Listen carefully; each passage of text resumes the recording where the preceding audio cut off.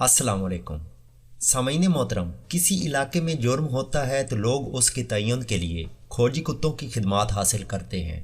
कम अज़ कम 20 से 30 हज़ार रुपए देकर उन खोजी कुत्तों और उनके मालकान को जुर्म वाले इलाके में ले जाया जाता है। जाए वकुआ से कुछ कपड़े वगैरह सुंघाए जाते हैं और फिर ये कुत्ते मखसूस इशारों पर चलते हुए इलाके के ही किसी घर में दाखिल होते हैं और उस घर के सेहन या किसी कमरे में जाकर बैठ जाते हैं। कुत्ते का मोहल्ले के किसी एक घर में दाखिल होना और फिर वहीं बैठ जाना इस बात का ऐलान होता है कि मुजरिम इसी घर से है। फिर इस बात को यकीनी बनाने के लिए कि खोजी कुत्ते से कोई गलती तो नहीं हुई, कोई बेगुनाह न पकड़ा जाए, इन डॉग सेंटर्स एजेंट्स से दरख्वास्त की जाती है कि कुत्ते को दोबारा छोड़ा जाए कि अब की बार वो किसी और घर में तो दाखिल नहीं होता। नाजरीन, ये एजेंट कुत्ते को दोबारा छोड़ने का एक बार फिर मुआवजा वसूल करते हैं। कुत्ते को दोबारा छोड़ा जाता है और नतीजा इस बार भी यही होता है। कुत्ता इलाके में घूम फिर कर फिर उसी घर में आ बैठता है जिस घर में पहले आया था। अब तो मुकम्मल यकीन हो जाता है कि मुजरिम इसी घर का ही कोई फर्द है। उस घर से किसी ऐसे नौजवान को पकड़ा जाता है जिसकी इलाके में मशहूरी कुछ अच्छी नहीं होती और मुदई और अहले इलाका अक्सर वहीं पर उसकी फैंटी लगाना शुरू कर देते हैं।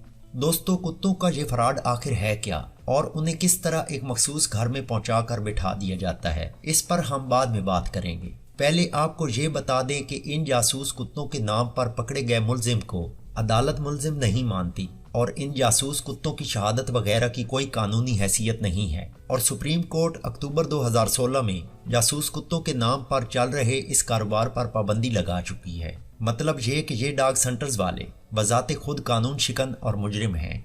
नाजरीन, अब आपको बताते हैं कि ये खोजी कुत्ते किस तरह काम करते हैं और किस तरह एक मखसूस घर में जाकर बैठ जाते हैं। होता कुछ यूं है कि इन डॉग सेंटर्स के मालकान राब्ता करने पर मुतासरा खानदान से जुर्म की तफसीलात पूछते हैं। साथ ये भी पूछते हैं कि आपको अपने इलाके में जिन लोगों पर शक है उनके नाम और घरों के पते भी बता दें।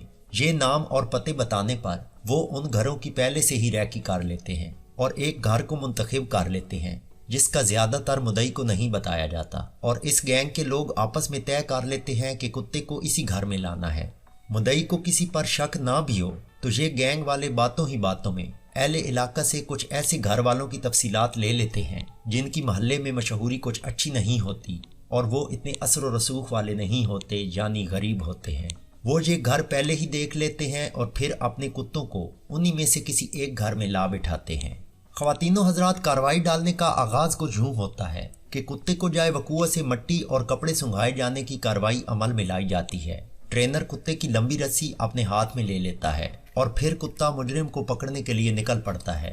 ये सुधाए हुए कुत्ते मखसूस लफ्ज पर दाएं मुड़ते हैं, एक मखसूस लफ्ज बोला जाए तो बाएं मुड़ते हैं, एक और मखसूस लफ्ज बोला जाए तो सीधा चलते रहते हैं और इसी तरह एक और मखसूस लफ्ज बोलने पर फौरन जिस जगह हो वहीं पर बैठ जाते हैं। ये मखसूस अल्फाज क्या हैं? नंबर 1, काम करो के अल्फाज पर ये कुत्ते सीधा चलते रहते हैं। नंबर 2, चेक करो के अल्फाज बोलने पर ये कुत्ते दाएं तरफ गली वगैरह में मुड़ते हैं।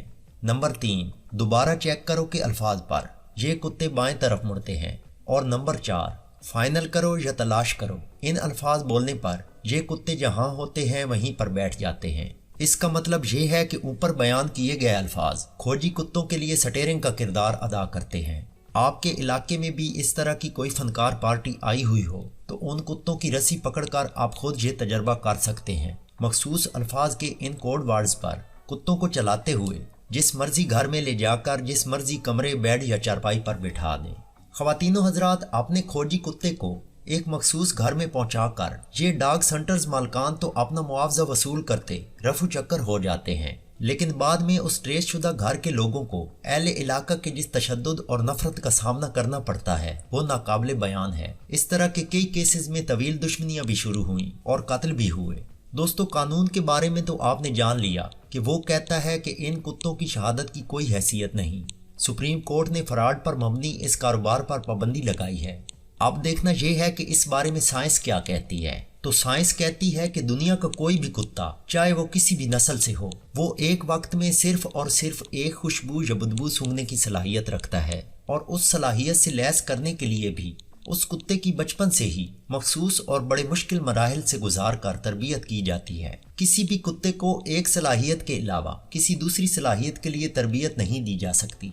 पाकिस्तान समेत दुनिया भर में جاسوس کتے جن مقاصد کے لیے زیادہ تر استعمال کیے جاتے ہیں ان میں منشیات، بارود یا لاش کی خوشبو یا بدبو سونگھ کر پتہ چلانا ہے۔ جس کتے کو منشیات یا بارود کی بو سونگھنے کی ٹریننگ حاصل ہوتی ہے وہ لاش کی بو نہیں سونگھ سکتا۔ مطلب یہ کہ ایک کتے کے پاس ایک ہی مہارت ہوتی ہے، کتوں کے ذریعے چوروں اور ڈاکوؤں وغیرہ کو پکڑنا۔ فلمی کہانیوں میں تو ہو سکتا ہے، ان کا حقیقت سے کوئی تعلق نہیں۔ دوستو، اس کے ساتھ ہی ہماری آج کی ویڈیو مکمل ہوئی۔